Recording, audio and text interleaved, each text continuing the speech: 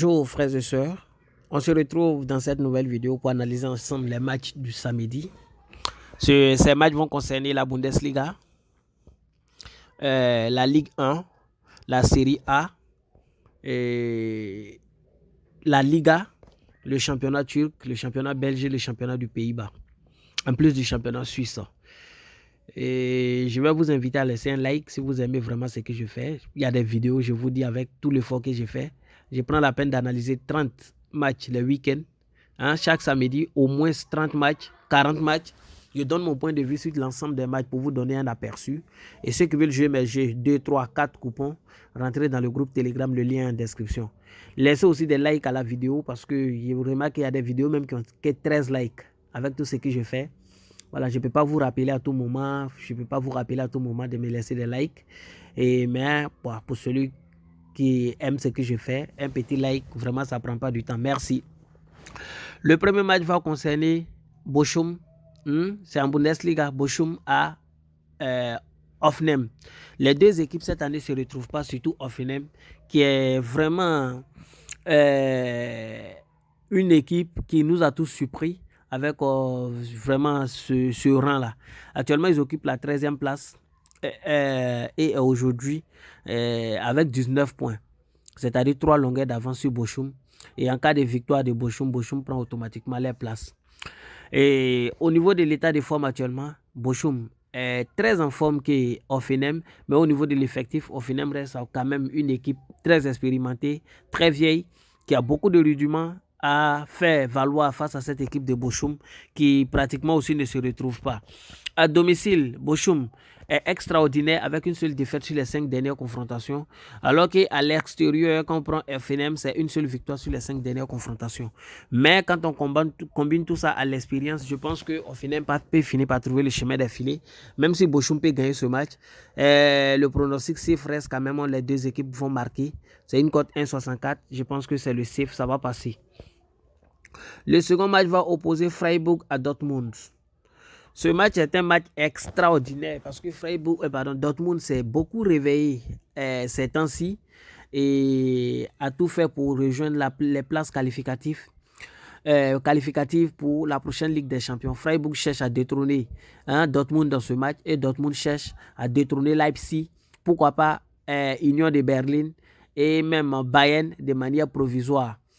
Mais c'est un peu compliqué face à cette équipe de Freiburg qui est un peu solide en arrière. Et je pense que Freiburg a une belle attaque également. Au niveau de l'état de forme, quand on regarde, Dortmund est légèrement au-dessus. À domicile, Dortmund est parfait.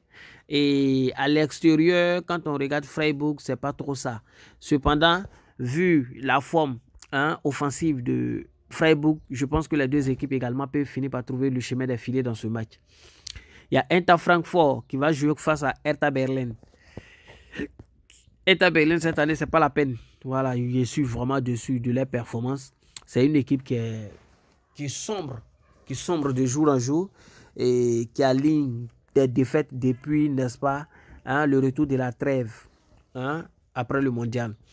Et quand on regarde l'état de forme, c'est le jouer la nuit. Voilà, Eintracht Francfort est largement au-dessus là-bas. Et quand on regarde à domicile même, on se rend compte que voilà, Eintracht Francfort est très bien à domicile. Alors qu'à l'extérieur, l'équipe de Hertha Berlin, ça va pas, c'est 0 victoire sur les 5 dernières confrontations. Et quand on regarde les têtes à tête, sur les dernières sorties de chaque équipe, on se rend compte que Eintracht Francfort a quand même croisé de gros morceaux. Voilà, face à qui ils n'ont pas perdu. Et quand on regarde Hertha Berlin également, c'est vrai que voilà, ils ont croisé pas mal de gros morceaux tels que Union Berlin et Wolfsburg, mais face à Bochum, face à Braunschweig, on a tous compris que cette équipe-là, cette année, ça va pas vraiment du tout. Et quand on regarde les deux équipes tête à tête sur les 5 dernières confrontations, Eintracht Francfort est meilleur. Donc, quand on combine tous ces éléments-là, je pense que Eintracht Francfort va s'imposer dans ce match sans grande difficulté parce qu'ils ont une très belle défense également. Il y a Cologne qui joue face à Leipzig. Et Cologne, c'est une bonne équipe. C'est une très, très, très bonne équipe. Et ils sont réveillés depuis le retour de la trêve. Leipzig, c'est le haut niveau, c'est le high level. Leipzig, en cas de succès, peut causer d'énormes problèmes à Bayern de Munich parce qu'ils seront dans la pression et en même temps à Union de Berlin. Vous allez comprendre par là que Bayern n'a pas droit à l'erreur au prochain match. Leipzig, quand vous regardez Leipzig, en fait, de manière provisoire, en cas de victoire, ils sont premiers. Et face à une équipe de Cologne qui cherche à prendre davantage des points pour s'éloigner de la zone rouge, je pense que Leipzig a un léger dessus au niveau de l'état de forme, comme le confirment ces statistiques-là. Leipzig est la meilleure équipe actuellement en Allemagne. À domicile, Cologne, voilà, depuis le retour, comme je l'ai dit, voilà, ils font de bons résultats, c'est bien. À l'extérieur, quand on regarde l'équipe de Leipzig, c'est vraiment le haut high level également. À l'extérieur, ils sont meilleurs encore que toutes les équipes, y compris même le Bayern. Voilà, 11 points pris en 5 rencontres avec vraiment 2 nuls d'affilée et 3 victoires d'affilée à l'extérieur. Je pense qu'ils sont bien. Leipzig est très, très, très bien assise actuellement. Et pour moi, ils ont tous les rudiments pour s'imposer dans ce match face à Cologne. C'est vrai que Cologne, c'est une vraie vieille équipe qui est beaucoup expérimentée. Mais je pense que Leipzig va finir par s'imposer dans ce match. Victoire de Leipzig. Il y a Union de Berlin qui joue face à Mayence. Union de Berlin aussi joue également la première place de manière provisoire pour causer encore des problèmes, comme je le disais tantôt, à l'équipe de Bayern. Et ce qui est intéressant, c'est que depuis février, au niveau de l'état de forme, j'en reviendrai. Au niveau de l'état de forme, Union de Berlin est en forme actuellement que Mayence. Et au niveau du classement, c'est la même chose. Au niveau de l'effectif, c'est la même chose. Au niveau de l'expérience, c'est la même expérience, on ne peut rien dire. Au niveau de la motivation, Union de Berlin est très motivée. Pourquoi? Parce qu'à domicile, depuis février 2022, Union Berlin n'a pas encore perdu de match depuis février 2022. Donc, ça fait pratiquement, depuis le 12 février, ça fait environ 1 an que Union de Berlin n'a pas encore perdu de match à domicile. Et voilà, pratiquement 1 an. Et je pense qu'avec la solidité défensive qu'ils ont actuellement, ils vont causer d'énormes problèmes à l'équipe de Mayence. Et je pense qu'ils vont finir par battre dans ce match-là parce qu'ils sont très solides actuellement. Je vais sur la base de la victoire de Union de Berlin. Il y a Mönchengladbach qui joue face à Schalke 04. Mönchengladbach, ça ne va pas trop chez cette équipe aussi cette année. Ils nous ont aussi beaucoup surpris avec une méforme. Et Schalke 04 est dernier actuellement. Mönchengladbach, voilà, est en train de faire ses dents de scie pour essayer de monter un peu dans le classement. Ils ne sont pas encore trop à l'abri et je pense qu'ils vont tout faire pour rejoindre les places européennes. Pour moi, ce match-là, face à Schalke 04 qui n'est pas en forme du tout, je pense qu'ils vont finir simplement par s'imposer sans grande difficulté. Victoire de Mönchengladbach. Voici un peu ce qui est pour le championnat allemand. On va poursuivre rapidement avec le championnat français, la Ligue 1. En France, PSG affronte Toulouse. Toulouse qui est quitté en deuxième division, qui est venu, mais qui fait un petit bout de chemin très intéressant et très prolifique. Ils sont en train de monter. Depuis la reprise d'ailleurs, ils font de très bons résultats, ce qui les a permis de quitter la zone rouge. Aujourd'hui, ils sont à la 12e place. Bayern, PSG actuellement n'a pas droit à l'erreur parce qu'il n'y a que 5 points entre eux et puis Marseille qui est son poursuivant direct. Et également Lens, il y a maintenant 6 points. Lens qui a aligné un match nul et une défaite. Voilà, je pense que Lens a très mal fait dans ces 2 dernières rencontres-là parce qu'ils ont permis à Marseille de les redépasser. Alors, Toulouse est une équipe qui marque beaucoup, qui est très en forme, alors que défensivement, actuellement, PSG, ça ne va pas trop. C'est pourquoi dans ce match-là, je vais simplement sur la base de 3 buts dans le match, parce que pour moi, voilà, il peut y avoir 3 buts facilement dans ce match-là. Il y a Troyes qui joue face à Lyon. Lyon, c'est une équipe qui n'est pas trop constante. Lyon, c'est une équipe qui ne se retrouve pas. Lyon, c'est une équipe sur qui on ne peut pas compter à 100%. Actuellement, quand on regarde le niveau de forme, le rang, on se rend compte que Troyes cherche à prendre des points pour sortir de la zone rouge, pour s'éloigner davantage de la zone rouge, alors que Lyon cherche à prendre des points pour se rapprocher des places européennes. Troyes, vu la position à laquelle ils se trouvent, je pense qu'ils vont s'arranger pour trouver le chemin des filets. C'est pourquoi Lyon étant favori, je vais sur la base des 2 équipes vont marquer. Rennes-Lille, c'est le même pronostic. Les 2 équipes vont marquer parce qu'ils ont le même niveau actuellement, que ce soit au niveau de l'état de forme, au niveau de l'effectif. Et actuellement, les 2 sont collés. Voilà, chacun va vraiment vouloir jouer. Et au niveau de l'état de forme, quand on regarde, on se rend compte que Rennes est en forme de manière globale que Lille. À domicile, Rennes est très bien. Hein? C'est la meilleure équipe à domicile avec 15 points pris en 15 rencontres en 5 rencontres à domicile. Et à l'extérieur, Lille, voilà, c'est pas trop ça 7. Mais Rennes reste quand même voilà, très solide et Lille reste très expérimenté. Je pense que les deux finiront par trouver le chemin des filets. Donc, voici un peu mon point de vue sur le championnat français. Je poursuis avec le championnat anglais. Le premier match en Angleterre va opposer Everton à Arsenal. Généralement en Angleterre, les premiers matchs de la journée sont des matchs pièges, mais on ne va pas s'en tenir à cela. Arsenal est l'équipe la plus en forme actuellement du championnat et à 50 points aujourd'hui en 19 rencontres. Donc Arsenal, ils sont bien classés actuellement. Il ne faut pas qu'on se mente.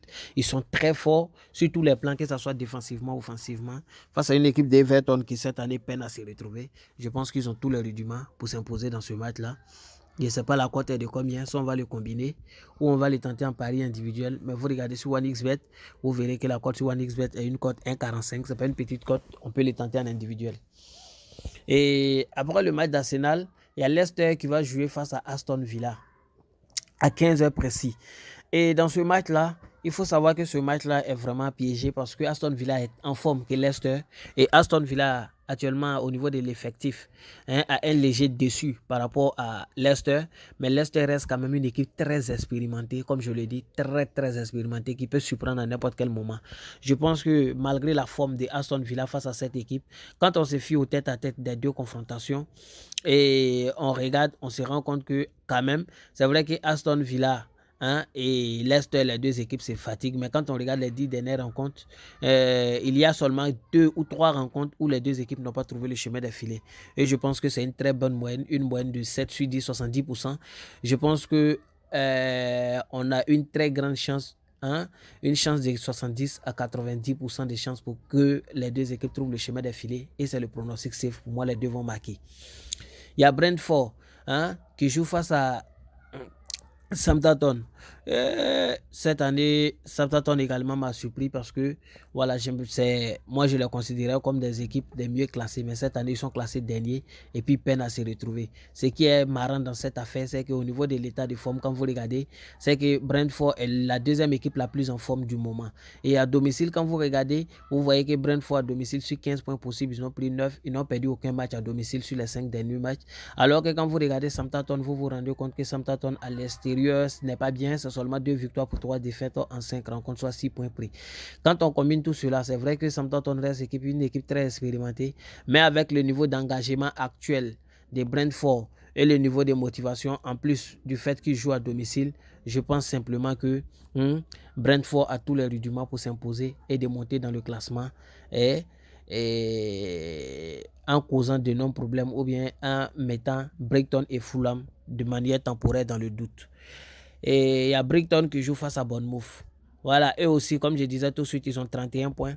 En cas de victoire, n'est-ce pas, donc de Brentford peut les détrôner. Alors qu'on a une équipe de Bournemouth qui ne se retrouve pratiquement pas. Au niveau de l'expérience, au niveau de l'état de forme, au niveau de tout, Brighton est une équipe très en forme et très largement au-dessus de Bournemouth. C'est un match très cadeau. Je pense que c'est un pronostic très safe, victoire de Brighton. Il y a Manchester United qui joue face à Crystal Palace. Ce match-là, Manchester United, actuellement, ils sont dans le top niveau, leur meilleur niveau actuellement, depuis le départ de Cristiano. Cette équipe-là a grouillé et aujourd'hui est classée 4e, c'est-à-dire place qualificative pour la prochaine Ligue des Champions. Ils sont suivis par mon équipe, Tottenham, qui aujourd'hui est classée 5e. Donc, pas droit à l'erreur. C'est vrai qu'ils ont un match en moins par rapport à Tottenham. En cas de victoire, ils seront à la 3e place de manière provisoire. Voilà, moi je pense que Newcastle va finir par descendre parce que là, ils sont en train de décevoir. Je pense qu'ils vont finir par descendre. Tottenham et Manchester United vont rentrer. United a beaucoup de rudiments à faire valoir dans ce match, mais je pense que vu l'ancienneté et le niveau d'attaque de Crystal Palace, je pense que les deux équipes vont finir par trouver le chemin des filets et c'est mon pronostic safe, les deux marques. Il y a Wolves qui joue n'est-ce pas, face à Liverpool. Liverpool, ça ne va pas trop cette année. C'est une équipe qui n'est pas constante cette année. Une équipe qui nous fait perdre beaucoup, si on peut le dire ainsi. Aujourd'hui, classé 9e. En cas de victoire, ils seront à la 6e place. Et comme ils ont 2 matchs en moins, avec deux autres victoires, ils peuvent se retrouver à la 4e place facilement. C'est vrai que cette équipe-là a connu des difficultés. Voilà, et ils ont fait 3 matchs sans victoire. Mais face à une équipe de Wolverhampton qui cherche à prendre des points pour sortir, pour s'éloigner davantage de la zone rouge, c'est un match qui sera vraiment difficile pour Wolverhampton au vu du niveau de l'effectif et du niveau de l'engagement de Liverpool actuellement. Ils veulent remonter. Je pense qu'ils vont finir par s'imposer. Pour moi, il n'y aura aucun problème pour Liverpool de s'imposer dans ce match. Après cela fini, les matchs de 15h, on tombe sur un grand match qui se joue à 19h. 17h30, pardon. Ce match-là, c'est entre, bien sûr, Newcastle et West Ham. Les deux équipes, ces deux vieilles équipes se connaissent. Ils ont beaucoup joué en Premier League. Ils ont le même niveau d'expérience. Et au niveau de la motivation, c'est le même niveau de motivation. Au niveau de l'état de forme actuel, Newcastle, dans l'ensemble, est en forme que West Ham. Mais quand on prend sur, comment on appelle ça, les 5 derniers matchs, ils ont pris que 9 possibles sur 15, alors que West Ham en a pris 4. Donc, ils sont largement dessus par rapport à l'état de forme. À domicile, Newcastle, c'est le high level à domicile. 0 défaite en 5 rencontres à domicile. Et alors qu'à l'extérieur, quand on prend l'équipe, n'est-ce pas, de West Ham, ça ne va pas du tout. C'est 0 victoire aussi. Je pense que quand on combine tout ça, Newcastle a tous les rudiments pour s'imposer dans ce match simplement, sans grande difficulté. Voici un peu mon point de vue sur le championnat anglais. Je vais aller maintenant sur les autres championnats en vous donnant directement mon point de vue. Je ne vais plus prendre la peine de trop analyser parce que la vidéo est devenue longue. Et voilà, je ne veux pas que la vidéo atteigne quand même 30 minutes, ça sera trop. Le premier match, c'est ici en Belgique. Nous sommes en Belgique. Le premier match, c'est entre Cercle Brugge et Standard Liège. Dans ce match-là, les deux équipes vont marquer. Voilà, c'est les mêmes types d'analyse que j'utilise avec les autres matchs. Donc, n'ayez pas peur, c'est bien analysé. C'est pourquoi je vous donne simplement mon point de vue. Il y a Eupen qui joue face à Westerlo. Dans ce match également, les deux équipes vont marquer. Je sais pourquoi je dis ça. Et puis il y a Coltridge qui joue face à Saint-Tron.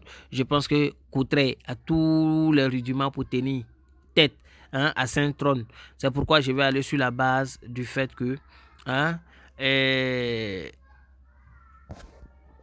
Courtrai marque au moins un but dans ce match. Voilà, Courtrai marque au moins 0,5 but dans ce match. C'est vrai, ils ne sont pas bien actuellement, mais voilà, face à cette équipe de Saint-Truden, je pense qu'ils vont trouver le chemin des filets simplement. Et ils vont marquer au moins un but. Il y a Seren qui joue face à Louvain. Dans ce match également, je vois les deux équipes marquer et il n'y a pas grande difficulté en cela. Je vais poursuivre. Je vais poursuivre avec le championnat espagnol. Alors, ici, le premier match va opposer Espanyol de Barcelone à Osasuna. Et actuellement, Osasuna, qui a connu un début extraordinaire, est en train de régresser alors que les autres sont en train de monter. Osasuna aujourd'hui est classé 8e alors qu'ils occupaient une très bonne 5e, 6e place. Mais ces derniers temps, ça ne va pas du tout sur cette équipe et cette équipe est en train de régresser. Et quand on regarde les tête-à-tête des deux différentes confrontations, voilà, vous voyez que Osasuna cause d'énormes problèmes sur ces dernières années à l'équipe d'Espanyol. Et ce qui est intéressant, c'est ça, surtout ça, l'état de forme actuel. Vous allez vous rendre compte que Espanyol a un léger avantage par rapport à Osasuna. Et à domicile, Espanyol, ça va pas trop, certes, mais ils ont perdu qu'un seul match des 5 derniers, alors que Osasuna à l'extérieur a gagné un seul match des 5 derniers. Et je pense que dans ce match-là, c'est vrai que Osasuna a une très bonne défense, mais les deux équipes vont finir par trouver le chemin des filets, les deux marques. Il y a Villarreal face à Elche. C'est pas parce que chose que truc. Villarreal a perdu le précédent match. Ils ont gagné le match d'avant avec beaucoup de difficultés. Mais quand même, c'est une équipe qui est très expérimentée avec une attaque de feu. Voilà, cette équipe-là peut remonter à n'importe quel moment à la 4e place pour espérer une Ligue des Champions. En cas de défaite demain, ça sera compliqué parce qu'ils risquent de se retrouver à la 6e ou 7e place, ce qui va leur poser beaucoup de problèmes. Face à Elche qui occupe la dernière place, je pense que Villarreal, c'est pas parce qu'ils ont perdu le match précédent qu'ils vont perdre ce match. Victoire. Atlético de Madrid face à Retafe. Atlético aussi, ça n'allait pas, mais maintenant, ils sont réveillés. Ils sont bien réveillés. Même s'ils ont perdu face à Barça dans l'intervalle, il faut savoir que Barça, c'est une équipe qui est très assise défensivement actuellement. Sinon, Atlético, c'est une très bonne équipe actuellement. Et je pense qu'ils vont causer d'énormes problèmes à Retafe dans cette confrontation. Betis, Celta Vigo, deux équipes, deux anciennes équipes très expérimentées. Betis, je vous dis toujours que c'est une des meilleures équipes d'Espagne. Voilà, je ne sais pas qu'est-ce qui ne va pas chez cette équipe, hein, mais c'est une des meilleures équipes d'Espagne. Et pour digérer leur défaite face à Barcelone, je pense que cette équipe-là, quand vous avez suivi le jeu, vous savez que cette équipe-là est très forte. Je pense que dans ce match-là, ils vont aller avec au moins le match nul. Et pour moi, ils peuvent gagner au moins une mi-temps. On va aller simplement sur la base des Villa. Betis gagne au moins une mi-temps. Voilà, au cas où ils ne gagnent pas tout le match, je pense qu'ils vont gagner au moins une mi-temps. Après le championnat espagnol, on va tomber en série A, si je ne m'abuse. Ouais, série A. Le premier match, c'est entre Cremonese et Lecce. Ici, c'est les deux équipes marquent. Comme je disais tantôt, je ne vais pas trop commenter. Voilà, vous allez voir pourquoi j'ai dit les deux équipes marquent. Les deux équipes-là, en fait, ils ont le même niveau actuel dans l'ensemble. Et quand on regarde les derniers matchs, vous allez vous rendre compte que Lecce, sur les 5 derniers, ils ont gagné un seul match, alors que Cremonese n'a gagné aucun match des 5 derniers matchs. C'est ça seulement la différence. Mais Cremonese à domicile sera beaucoup motivé. Je pense que les deux vont finir par trouver le chemin d'affilée. Roma, Empoli. Roma m'a déçu en coupe en plein milieu de semaine. Mais face à Cremonese, bien sûr, mais c'est pas grave. Voilà, Cremonese les a gagnés. Et voici Roma qui a dos au mur. S'ils veulent espérer une place européenne, ils sont obligés de s'imposer dans ce match et dans les prochains matchs. Je pense qu'ils sont plus expérimentés qu'Empoli. Et je pense que cette cote-là est cadeau. Pour moi, ils vont gagner le match. Il n'y a pas de débat. Atalanta, Sao Solo. Dans ce match également, je vois les deux équipes trouver le chemin des filets. C'est vrai qu'Atalanta est très en forme. Actuellement, ils sont réveillés. Ils ont récupéré Zappa Costa après sa blessure. Et je pense qu'ils ont une très bonne attaque. Cette équipe-là marque beaucoup. Mais Sao Solo commence à se réveiller parce qu'ils ont déjà enchaîné un match nul et une victoire. Une très belle victoire face à Milan C. Je pense qu'ils vont poursuivre sur cette lancée et ils vont trouver le chemin des filets, les deux marques. Voici un peu mon point de vue sur le championnat italien. Je vais poursuivre avec le championnat de Pays-Bas. Yeah!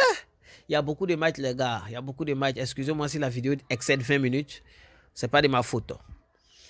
Il y a Alkmaar qui joue face à Volendam. C'est la victoire de Alkmaar. Il y a FC Emmen qui joue face à Speed. Speed, c'est vitesse BC. Voilà, c'était en anglais. J'ai remis en français simplement pour vous. Voilà, ceux qui ne comprennent pas anglais. Parce qu'ils traduisent le nom des clubs là également quand c'est traduit en anglais simplement. Donc Speed, comme je disais, c'est vitesse. Et vitesse Emmen. Et cette équipe là, en fait, vitesse, c'est vrai que c'est une bonne équipe, 7. Mais Emmen, c'est une équipe qui marque beaucoup. Une équipe qui marque beaucoup. Et je pense que les deux équipes vont finir par trouver le chemin des filets. Et puis il y a Utrecht qui joue face à Everen. Dans ce match-là également, je pense qu'il sera beaucoup difficile pour Everen. Parce que ce match-là, en fait, Utrecht a beaucoup de rudiments que eux. Et en plus, ils sont à domicile, ils seront plus motivés. Je pense qu'ils vont finir par s'imposer simplement. Et puis, il y a Excelsior qui joue face à Valvich. Ça, c'est un match aussi que j'aime beaucoup parce que cette équipe de Valvich, c'est vrai que, voilà, fait son petit bout de chemin. Et je pense que dans ce match également, les deux équipes vont finir par trouver le chemin des filets, étant donné que c'est Excelsior qui est mal en point, joue à domicile. Je pense qu'avec la présence de ses supporters, il peut faire quelque chose. Le championnat portugais, c'est Benfica, 3 buts dans le match simplement. Je ne me prononce pas sur tout, mais je vais donner 2 pronostics sur le championnat de Pays-Bas de Portugal demain. 2 pronostics. Voilà, en Suisse, il y a Grasshopper qui joue face à Bâle. Grasshopper qui joue face à Bâle. Dans ce match-là, les deux équipes vont marquer. Bâle, ça ne va pas trop défensivement, mais offensivement, ils sont très assis. Alors que Grasshopper, offensivement aussi, est une équipe de feu. Et je pense que les deux vont finir par marquer. Il y a Saint-Gallen qui joue face à Servette. Ah là, ça, c'est un match qui me plaît très bien. Et je pense que dans ce match également, il aura 3 buts. Voilà, on va aller sur la base de 3 buts dans le match. Parce que pour moi, il aura VV8. C'est-à-dire les deux équipes vont marquer, une équipe va gagner. Mais on va aller sur la base simplement de 3 buts. Et enfin, on tombe en Turquie pour te finir la journée. Il y a Ankara Gucu qui joue face à Kara Gucu. C'est un match assez, je vais dire, ouvert, où il y aura beaucoup de buts. Je vais sur la base de 2,5 buts. Besiktas, Sivasspor, les deux équipes vont marquer. Et puis Antalyaspor, Gaziantep, victoire d'Antalyaspor. Voilà, au vu, n'est-ce pas, de l'expérience de cette équipe-là. C'est vrai qu'elle connaît beaucoup de difficultés, mais elle a beaucoup de rudiments pour s'imposer, bien qu'elle soit mal classée et pour s'éloigner davantage de la zone rouge. Voici un peu mon point de vue sur l'ensemble des matchs. Ceux qui veulent jouer mes coupons, je vous invite à intégrer le groupe Telegram. Les coupons y seront gratuitement. Et j'ai un VIP également. Je suis en train de faire le site même. Voilà, un site VIP où ceux qui sont intéressés vont simplement s'abonner à ce VIP-là. Et ils auront les pronostics là-bas pour parier. Et ceux qui sont intéressés par le VIP, vous savez comment me contacter en inbox. Et on va arranger tout ça. Donc, voici un peu comment on travaille pour vous satisfaire. Bien, merci à vous et bien des choses à votre famille. Bonne journée à tous.